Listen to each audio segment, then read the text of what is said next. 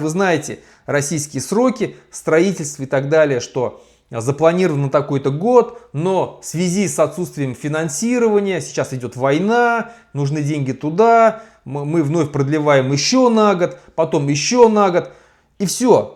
Самое главное, они уже успели добиться. Самое главное, они добились того, что памятник был снят без какого-либо возмущения башкир. Да, башкиры там возмущались в интернете, в комментариях, на этом все. Никакого одиночного пикета, никакого выхода туда, никакой демонстрации, ничего не было абсолютно. Никаких флешмобов, ничего не было. Никто не протестовал.